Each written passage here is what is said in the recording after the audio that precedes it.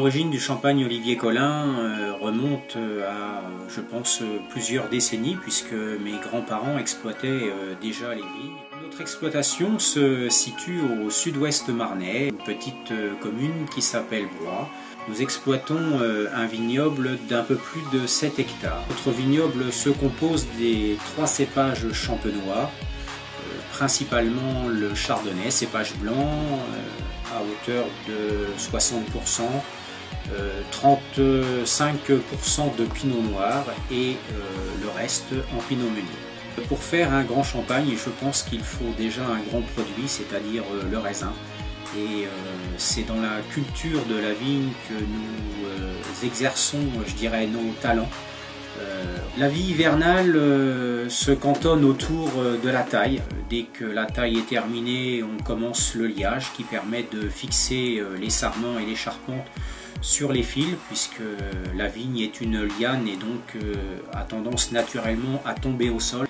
Dès que le mois de mai arrive, on fait ce qu'on appelle les bourgeonnages qui permettent de supprimer une certaine quantité de jeunes pousses qui sont considérés comme non fructifères. Arrivé donc au mois de juin-juillet, on fait ce qu'on appelle donc le relevage.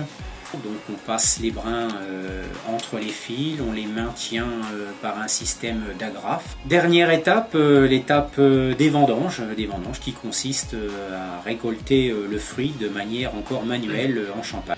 Une fois le raisin récolté, c'est de l'emmener rapidement au pressoir, puisque le raisin est un fruit fragile, il faut qu'il soit pressé rapidement afin de démarrer les fermentations avec des levures qui ont été sélectionnées.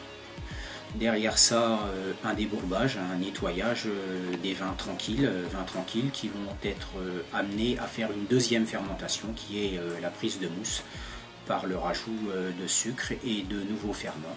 À ce moment-là, le vin est mis en bouteille avec ses ferments et cet ajout de sucre.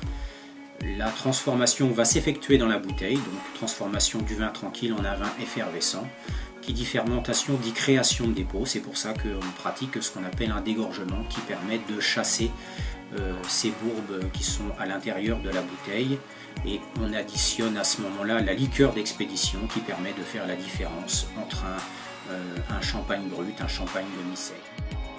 Dans notre gamme, au niveau des différents vins que nous proposons, nous avons un champagne que l'on appelle tradition qui se décline en brut ou en demi-sec. Nous avons 2 millésimés, la cuvée Célia qui est un assemblage de chardonnay et de pinot noir qui apporte beaucoup de matière et de charpente en bouche. Et nous avons la cuvée Prestige qui est un 100% chardonnay, donc uniquement le raisin blanc champenois, qui est une cuvée haut de gamme comme la cuvée Célia, mais beaucoup plus en finesse. Et nous complétons la gamme par un champagne rosé. Cela fait maintenant 6 ans que nous venons à la rencontre des habitants quimpérois pour faire déguster notre champagne. Notre prochain rendez-vous à un coin de campagne va se situer le 14 et 15 décembre.